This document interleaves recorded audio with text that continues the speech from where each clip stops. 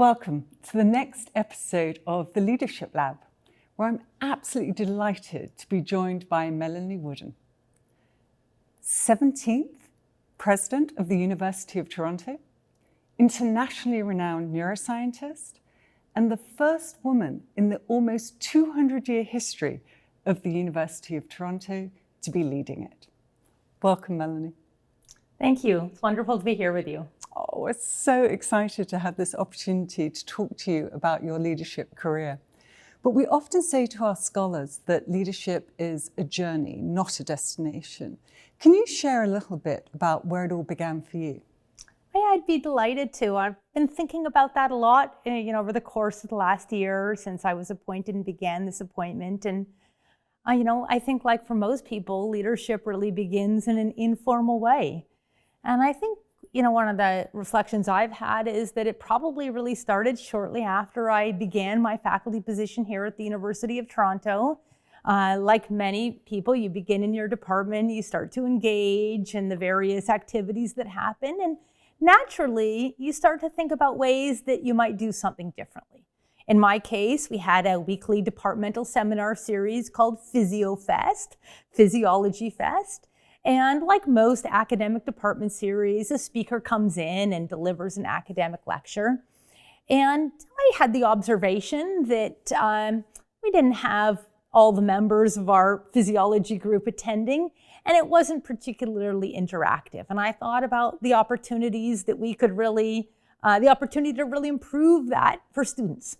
In some of the very classic ways that you do, have the speaker stay after to have a pizza lunch with the students, make sure that the first questions are allotted for the students, maybe meet in advance with the students, taking turns as the faculty members in the department to talk with them a little bit about this area of research. So nothing innovative.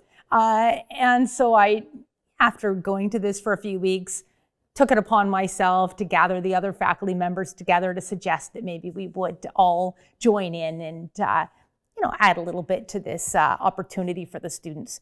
And we did that. And, by the end of the academic year, the room was full, students were engaged. And, I wasn't trying to be a leader at that time, but certainly others identified that I'd taken on some natural leadership and improving something around me. And I think really that was the start of it. Others started to comment that I had taken this small step. And, then that gave me some confidence. And I looked around and thought, I wonder what else, we might want to do here that might improve the experience for students, whether they be in the classroom or in research. And so I think that's probably all where it got started.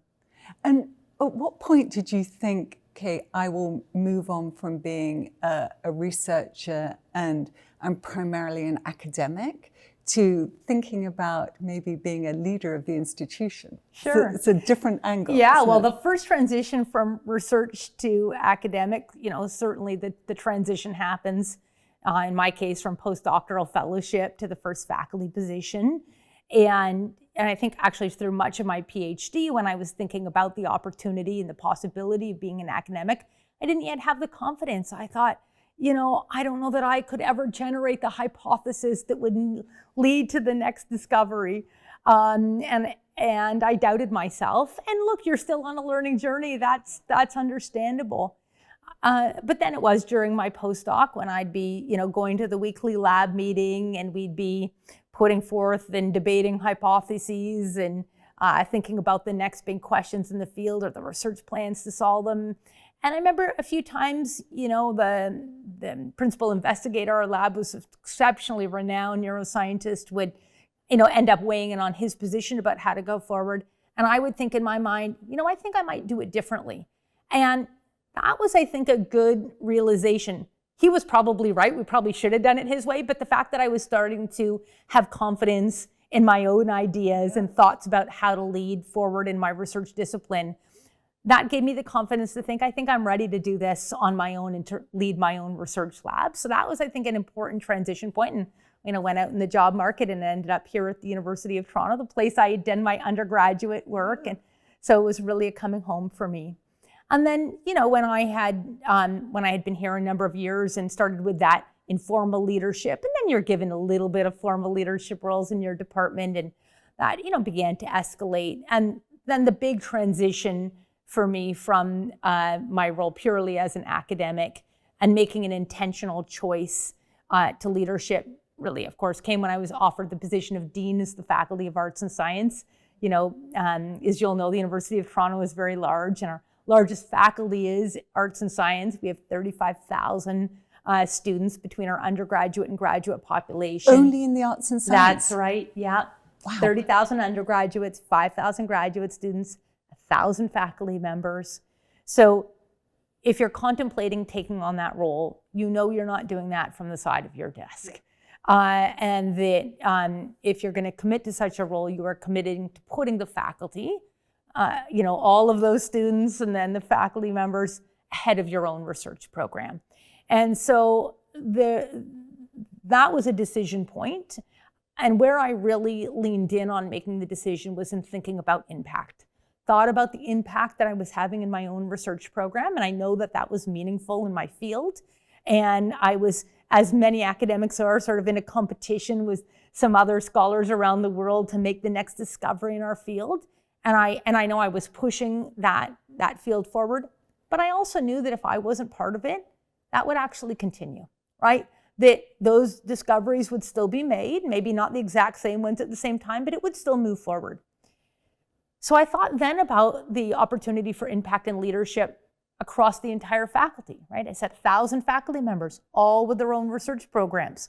Could it be that the decisions and the leadership I might undertake there could advance 1,000 research programs?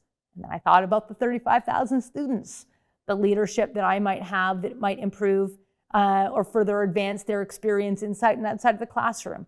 And so the opportunity for that impact compared to that in my own lab was of course far greater. And so that was the point that I decided to move to a more substantive leadership role. And having that deep knowledge of the university, how has that shaped your thinking now as president, having been through those different roles and grown with the university in some way? It's been exceptional. I am so grateful to be leading an institution that's been my home for more than half my life. This is a place I care deeply about that really influenced who I am today. And so I know intimately well, right? Everything from, as you said, being a student, and we have a federated college system here. I was a resident student in one of those colleges.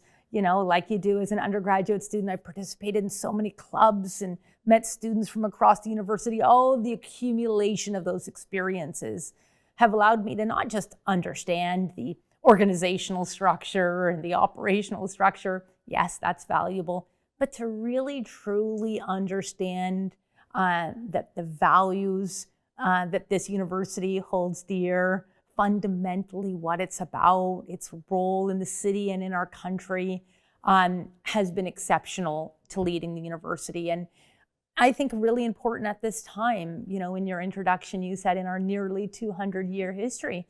That's because we're going to celebrate our bicentennial next year. We're turning 200 years old and we're entering our third century. And I feel like this is an enormous gift of my time as president, that I get to lead this institution into our third century and chart that course at a time when our own country in Canada is very much thinking about its own sovereignty and resilience.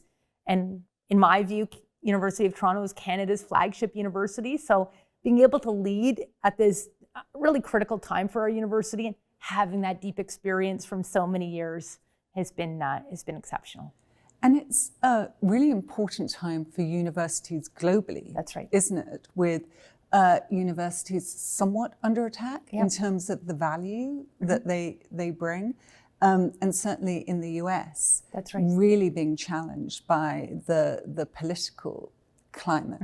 What does that mean for you, and maybe some opportunities actually for the universities to show leadership and maybe provide some sanctuary to people? Yeah, it's a real opportunity. So I would say, you know, up to a few years ago, some of the erosion of trust that the public was having in higher education that we were hearing about in the United States, south of the border here, we weren't immune to that here in Canada. And there were similar questions, not to the same extent, but it was a conversation that was happening nationally as well.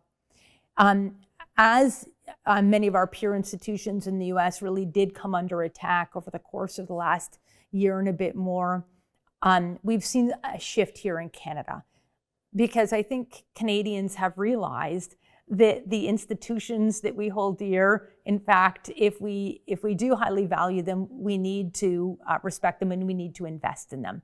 And so we are actually seeing polling across this country, which is showing that Canadians are increasingly seeing higher education as trusted institutions. So that creates an opportunity for us.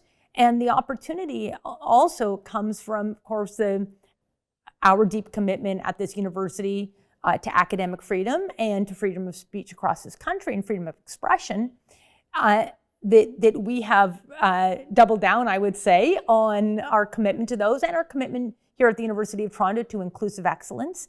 And that now is very attractive to many academics around the world. So as some are looking for other opportunities, maybe the form of research that they're doing now is no longer being funded, or their own deep commitment to inclusive excellence is being questioned. They're seeing Canada and the University of Toronto as a place that they can come to have their careers continue to flourish. And so that's an enormous opportunity and something that we're deeply engaged in seizing, and in fact, we're doing across the country. So our federal government recently announced close to $2 billion in federal investment, partnered with the universities, but to go out and recruit the top minds from around the world. And we are absolutely doing that right now, and there's exceptional interest, and we're excited to share more about some of those recruitments in the months to come. That is phenomenally exciting. I said at the beginning that you're the first woman president, as we said, in almost 200 years. I suppose two questions. One, why did it take so long? Mm-hmm. And two, what does it mean to you to be the first woman? Is it important to have that role model representation? Yeah, I mean, I'll maybe just briefly touch on the first question. Why did it take so long? I mean, I think it's a broader societal question, you know, and look, it's Canada is no different than many other countries around the world where we've got progressive policies, and we know that society highly values women in leadership role, but we just haven't seen it to the extent that we would expect. And, you know, we look across our country, we haven't seen in Canada an elected prime minister of this country who's a female. We haven't yet seen a female lead one of our major banks, for example. So I didn't realize that. It's still taking time in this country. So certainly, I know that my appointment into this role was historic, not only for the University of Toronto, but more broadly in our region. I would say that, you know, of course I know that representation matters, full stop. I don't think I quite appreciated how true that was until I was appointed. I just continue to be so amazed by really the number of people of all genders who really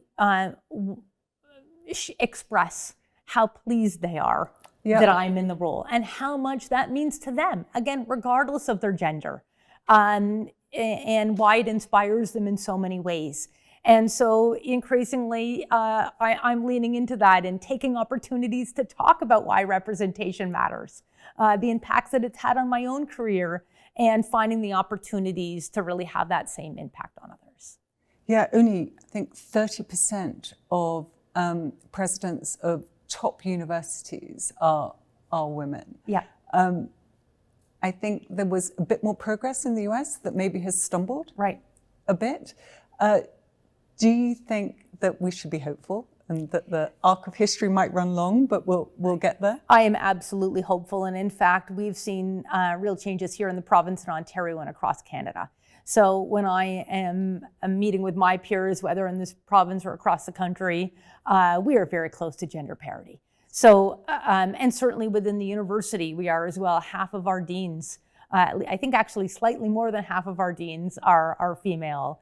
We recently have had a number of female chancellors. The head of our governing council is a female. So I think within the university, we've certainly got great gender representation. And has it made you think more intentionally about different pathways to leadership for all faculty, regardless of gender, ethnicity, or anything else? Yes, absolutely. So in fact, it was my predecessor, Professor Merritt Gertler, who, together with the provost, developed some really innovative and extensive leadership programs that are about really having a more diverse group of individuals see the opportunity as leadership. These are quite extensive mentoring programs where we work really closely with deans and chairs to have them help us identify people in their academic homes that, again, might be doing things like looking around at that seminar series saying, I think I can do something differently here. So bringing them in, having the provost and president invite them into a cohort that provides that cohorting opportunity, leadership opportunities, supports, mentorship, et cetera, and really building that pipeline.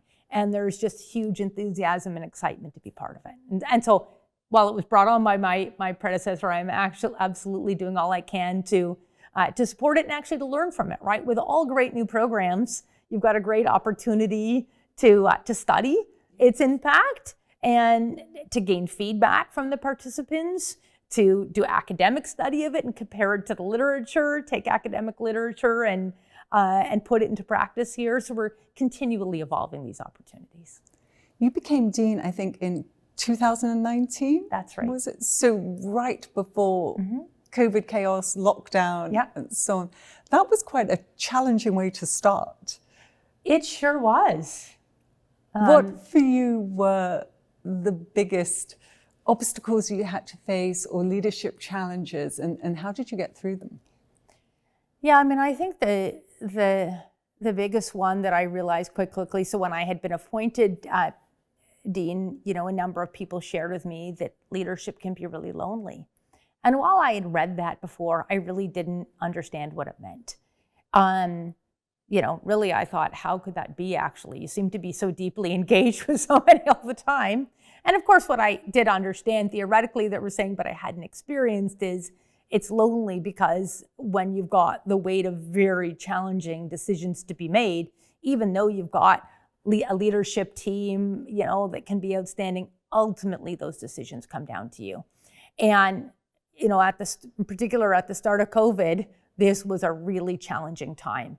I often give the example that, yes, while we spent the first few days flipping all the classes online and making sure students could get home safely, I spent really the first few weeks, wide awake at night, wondering whether or not any students were going to accept our offers to come and study the next year, right? We've got 30% of our students are international students, and this was at a time when you couldn't get on a plane, and Canada was no longer processing visa applications. So I thought, why would anybody accept an offer at a time when you can't even travel?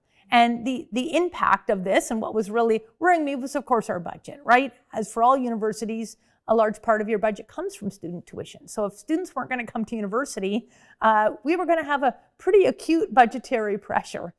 And so that was weighing heavily on my time when I was really just learning about the budget, right? I hadn't been in the role for long. And here, I was being faced with thinking through and having to make decisions about hiring and whether or not we continued to employ people. And that's when I realized the weight and the loneliness that can come along with being a leader.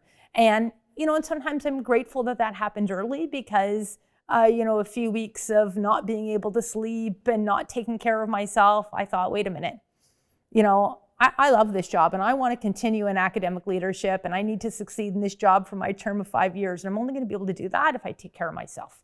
So it forced you pretty quickly to put yourself first, right? Yes, planning ahead. When am I going to get outside? When am I going to exercise? When am I going to make sure I'm making the right meals and spending time with, family in quarantine and all the rest. So I learned pretty quickly that you need to put yourself first in your own well-being if you want to serve the rest of your community. One of the stories that I heard that I found so touching was that during the lockdown, you were actually responding to student emails individually. How did you find the time to do that? And why was it so important to you to do it? Well, yeah, it started in a few ways. So actually fairly early on, we were on a leadership, many of us in all roles were getting emails from students. Students didn't know who to write to, right?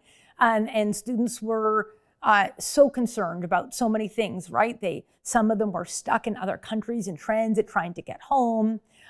Some didn't have access to internet, and an exam was coming up, and they were just reaching out to anybody that they could. And in one of our leadership meetings early on, when we were trying to address how are we going to manage all of these communications, and we were setting processes into place, I said, look, this is all hands on deck. I don't care what role you're in, whether it's a student-facing role or not. If a student is reaching out to you, that you've gotten in touch with them, I want you to respond to that email. If you don't know the answer, you're going to make sure you've done the proper handoff. You're going to copy somebody in, and you're going to keep on that email chain till you know that they've been supported, because our priority at that point, yes, public health for physical safety for all, but we needed to focus on the students right now, and making sure that they had the supports they needed.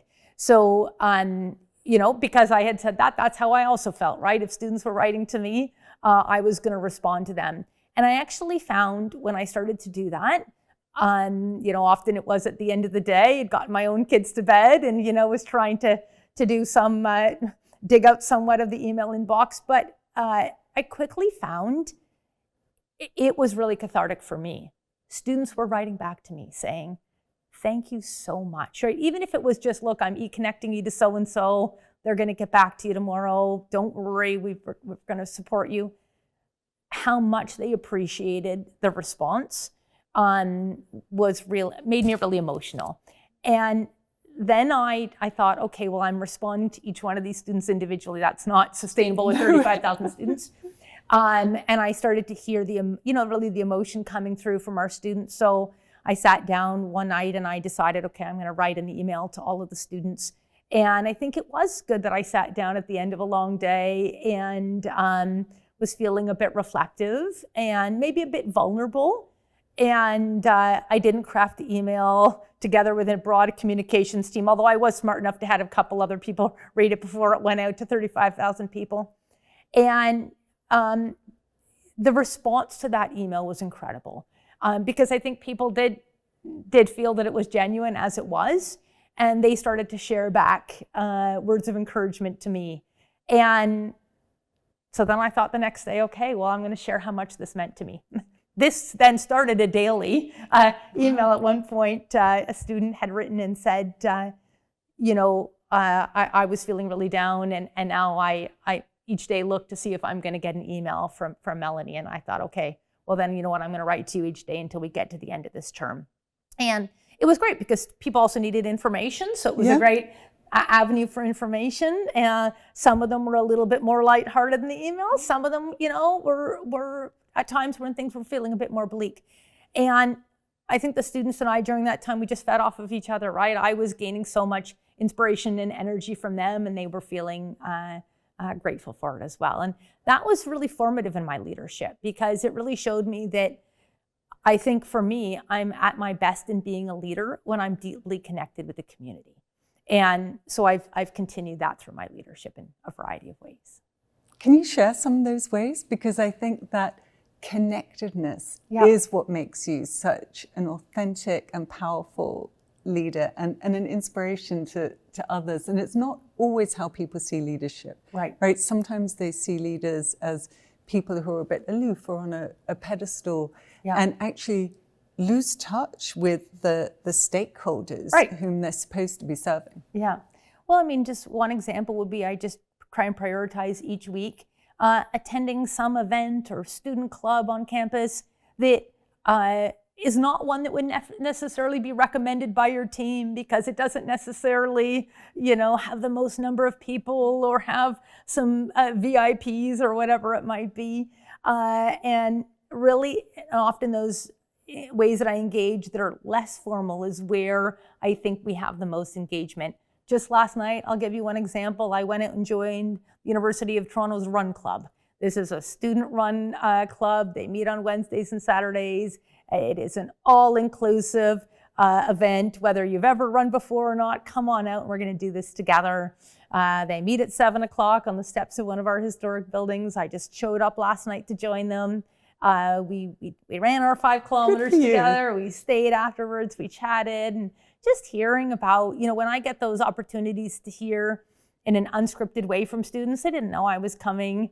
What are you doing this summer? What are you thinking about? What's on your mind? And it's just great human connection. And it's not just about showing the students I'm there. It's what I hear from them, right? They're telling me, and when we were running along last night, huffing and puffing, people were really sharing some of the experiences that we're having, some good, some not so great. And I go away and I can really reflect on those. So, there are more formal ways that I try and engage, but I think the most meaningful for me are those ones where I'm out there really on my own with some group, students, staff, and faculty, and we're out doing something together. That makes enormous sense. One of the things that has surprised me coming into the world of academia, obviously as a foundation, so from a philanthropist's viewpoint rather than running it, but just is how much time the leaders of these elite institutions actually have to spend fundraising, and that people who've had astonishing academic careers, so breakthrough research as you've done, also suddenly have to become better than chief revenue officers of some of the most commercial companies I've ever worked in. Yeah. And I found that surprising. I'm not sure if everybody does, but I would love it if you could share a bit about how you became so good at it, your Defy Gravity campaign, which you raised so much money so quickly into your tenure. Yeah, I think that's one of the things that most academics thinking about a leadership role will say to me is, look, I don't think I'm going to feel comfortable fundraising, or I don't think I'm going to be successful at it. And understandably, people feel that way because they haven't done it before, right? And certainly and you don't know until you get into it. And then I think you think in the beginning that it's going to be about just having to go and ask people for money, right? But you quickly learn a few things. First of all, you learn that if you've been running your scholarly program, you've probably already been out there generating funds, right? You're writing a research grant, for example, and even though that's a bit different than philanthropy, you're still putting forward a well-crafted and ideally inspiring hypothesis, objective, plan. So you actually already have some experience in doing this.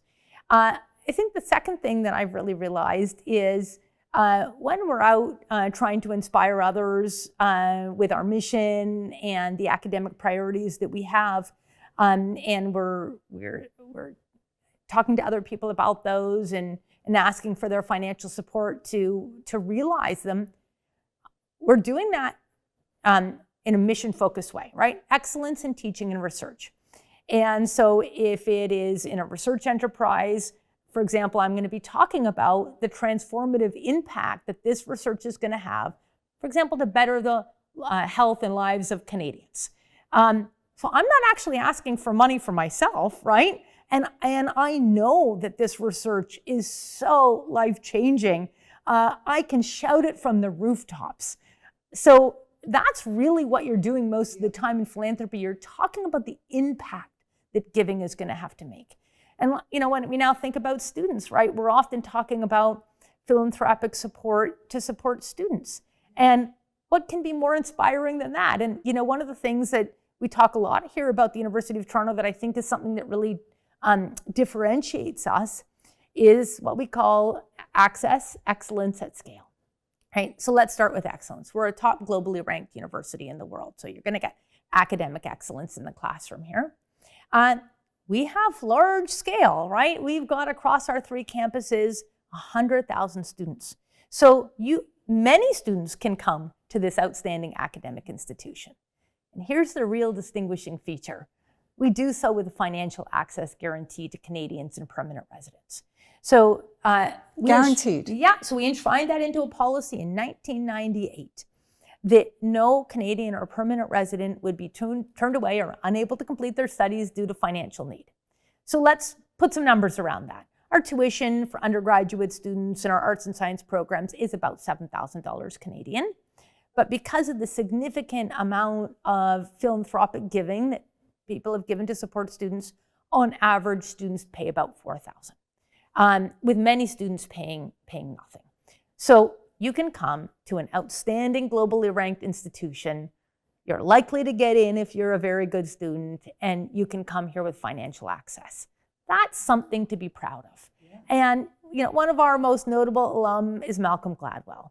He's been recently out on the book tour for his new book, The Tipping Point. One of the things that he's actually been saying is that one of the things he's most proud of about his alma mater is that we pride ourselves on the number of students we let in, unlike many of our other peer institutions that pride themselves on the number of students they keep out.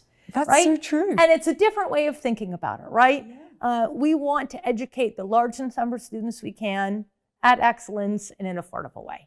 So why am I saying that when we're talking about philanthropy? Because when you talk to people that are thinking about supporting a public institution and they realize that they can be part of that very powerful value proposition, they're inspired to give. So to really sum that up, you've got these exceptional, inspiring opportunities that are easy from my perspective to sell, in the sense that I'm probably our biggest champion. I certainly should be as the president. And so it's having those conversations, and then people want to join you and be part of it. In your inaugural address, you talked about the fact that there's probably never been a time where we've seen so much polarization, that we have increasing inequality, and a real danger of the world order being disrupted. Right. Do you still think that's the case? Yes, I do. We're still in a very challenging time, and I think we will be for quite some time. And so, like many of our peer institutions, we are really doing all we can and trying to be innovative in how within our own community we can foster dialogue over discourses, I like to say. And there's lots of tactics that universities are using to do that, and we're engaged in all of those ways too. Provostal advisor on civil discourse and working groups thinking about how to do this. And being a research institution, we're going to try things out and see where we make progress. But we, first of all, have a responsibility to do it. But I think we've got an incredible opportunity here again, because as I keep sharing, we're a very large institution and we're highly diverse, right? Not only in that we've got 30% are international students, but of the 70% of students that are permanent residents or Canadians, many of them are first or second generation students. They come from a huge variety of socioeconomic backgrounds and from all corners of the world. So we've got a huge range of lived experience here and perspectives. And so if you are ever looking for a microcosm to really use and to shine a light on about how we can do things better, it's our responsibility to do that. So we're doing it in all sorts of ways, small groups in the classroom, fireside chats that involve the president.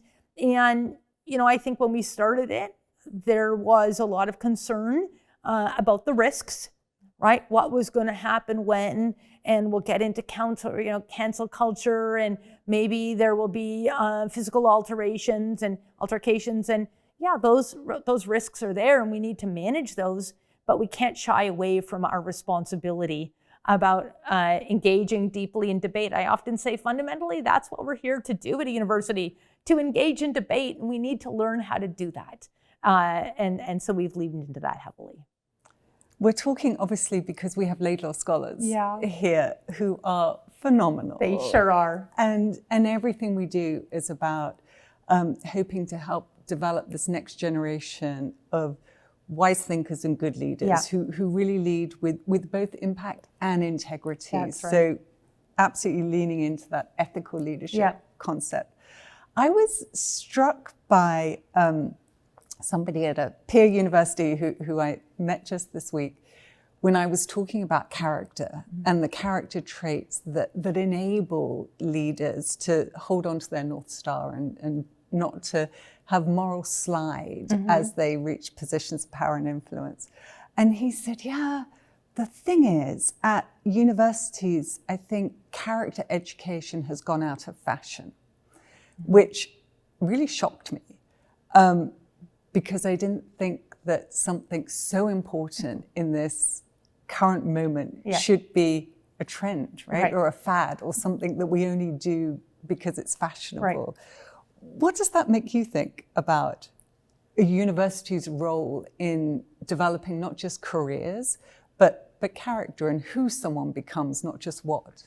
Well, yeah, I would certainly say we're much more focused on who someone becomes than careers and job readiness. Yes, job readiness is important, and there's lots of tactical ways that we have to make sure, that students have those opportunities. But yes, we're fundamentally here to shape who people become, right? And that's why they come to us.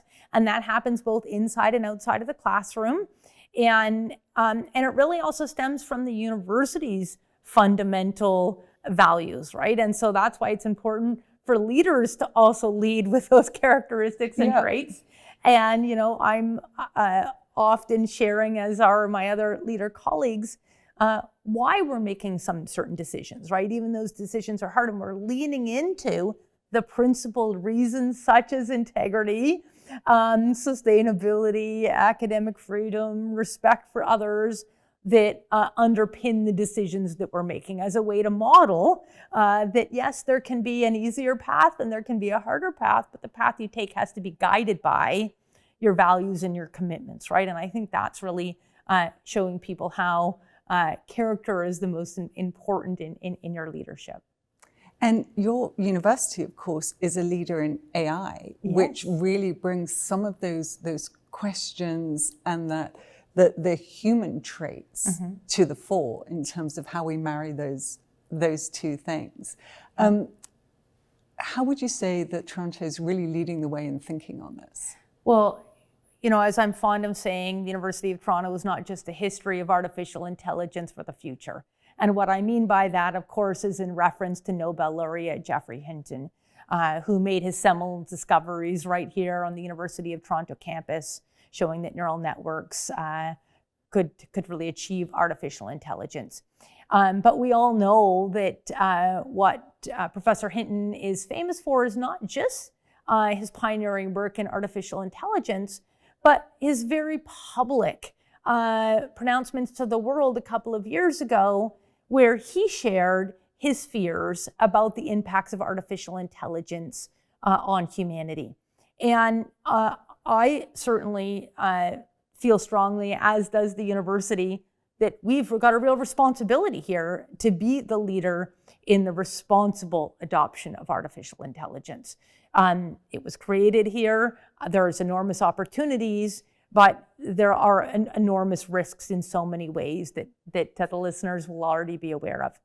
So in partnership with Professor Hinton and with so many across the university, and you'll know we're sitting in a beautiful building here called the Schwartz-Reisman Innovation Campus, which is home to the Schwartz-Reisman Institute for Technology and Society, founded actually well before Professor Hinton's Nobel Prize, by individuals who already were seeing the impacts of technology on humanity and wanted to really lead with a vision to ensure that technology benefits humanity, and that humans need to be in the driver's seat. And so the leadership that we've developed across our three campuses from all of our disciplines, because this is an interdisciplinary enterprise that we all need to be committed to lead with integrity around the adoption of artificial intelligence for the benefit of humanity, is what we are doing every day across our three campuses. So I like to give a little analogy here, because my predecessor, Merritt Gertler, he addressed another potential existential threat to humanity, and that's the climate emergency.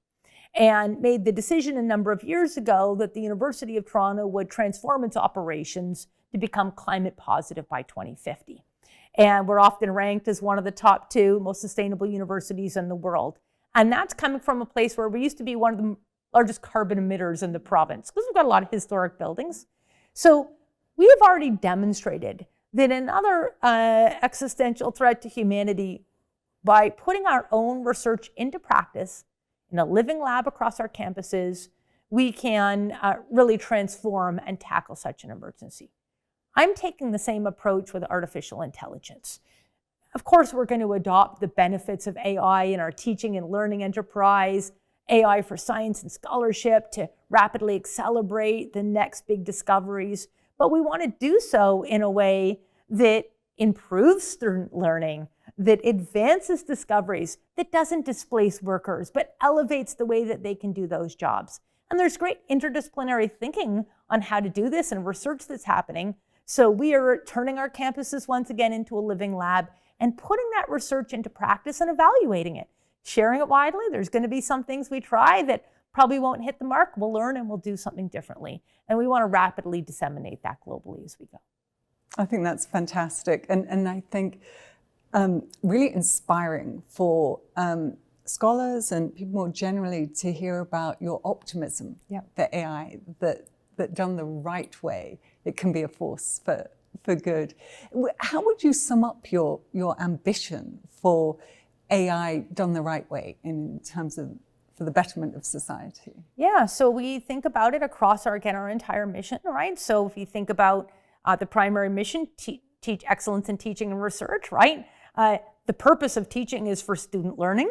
So if done the right way, students are going to learn more, right? And they're going to maybe they're going to learn more information. They're going to go deeper in their knowledge. Their learning is going to be enhanced. When we think about the research mission, right? We want to be able to use artificial intelligence to make more discoveries, whether it be discovering new chemical compounds that actually might support our commitments to the climate, right? You can discover compounds that can replace chemicals in cement, for example, that contribute to 70% of the emissions, carbon emissions in the construction industry.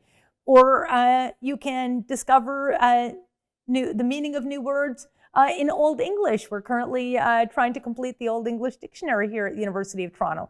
So this is all for good. But we can also think about the ways that it can improve our operations across the campus, and we can be a learning lab. So you'll know that people around the world are deeply concerned about job displacement. We think about that, of course, here a lot in Canada as well. Being a country that has a strong social safety net, we have that because of our tax base. But of course, if we were to eliminate large numbers of jobs due to artificial intelligence, we'd erode our tax base and we'd no longer have the safety social net that we hold so dear. So we want to think really about the ways that, yes, we can adopt artificial intelligence in our own operations. It's a very large organization to improve the financial reporting efficiencies, human resources, the ways that we maintain our campuses. But in doing so, and there will be some displacement of tasks that individuals do, and that's a great thing. I'm sure there's a lot of tasks that workers do that they wish they didn't have to do. The important thing is that those employees can now take on additional work that is probably going to be more meaningful to them and to our organization. So that's a primary focus that we are, again, experimenting with in a controlled way and disseminating. And what we're also leaning into here across that mission and the operations are the things that make us uniquely human, right? We know that AI will continue to accelerate and be able to do more things that humans can do. But we know that things that are distinctly human, the ability for us to work together in teams in creative and compassionate ways that we've long held dear at the university, but maybe have been able to replace at times by being able to do more tasks again or the remedial. We're going to come back to that core. So when it come back again to the teaching mission, for example, we all know that sending students now home with a takeaway essay and asking them to bring it back is going to be maybe hard to evaluate whether they did it entirely on their own or not. So more professors have gone to asking students to go away and deepen their learning on something, and maybe they're going to use artificial intelligence to do that, but they're going to come back and they're going to engage in a discussion and debate. And those skills, I think, are more valuable to our learners in the long run. I know we're rapidly running out of time, but I have two last questions for you.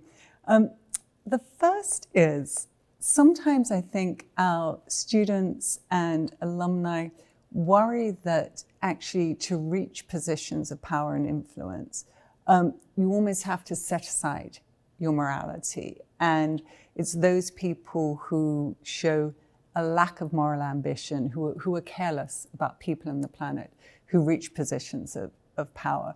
But you've had the opportunity to meet numerous world leaders, presidents of companies.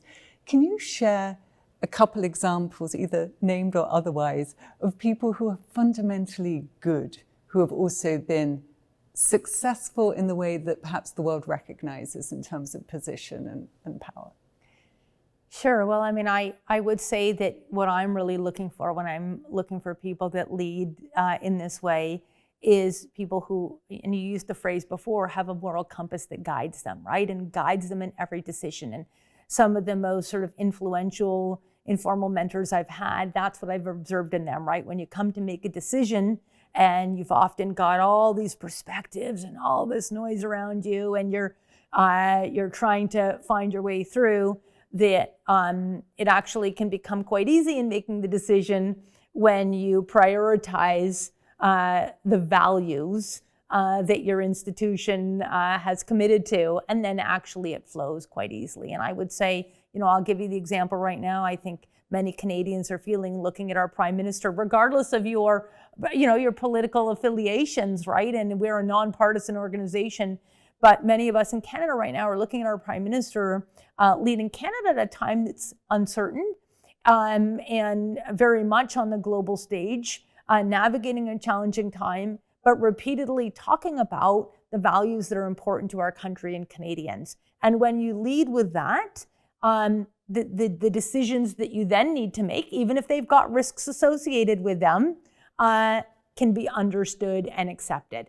So I think that's a timely example for us here in this country. Me too. So we have a tradition on this lab that the last guest asks a question of the next guest. Right. So President Mills from NYU had this question: with all of the stresses, the challenges, the pressure of the job, how do you still find time to celebrate the joy of it? Such a great question. I'd actually come back to talking about students. The times that I am most joyous on campus is when I am with students. And I'm not there for a formal meeting agenda. I don't have a set of speaking notes. I'm with them and I'm enjoying something. So whether it's when we spill out a convocation hall after they've received their degrees and they've become alumni and they're with their families and we're celebrating together, to whether, as I said before, we're out on a run together at the run club, or, a whole variety of times, that's what I see really matters. And the fuel it gives me, and it kind of grounds you. Again, what are we trying to do here? That's what really gives me the energy to keep going. Melanie, thank you so much. It's been amazing. I really appreciate it. Well, thank you. Wonderful chatting with you this afternoon. Thank you.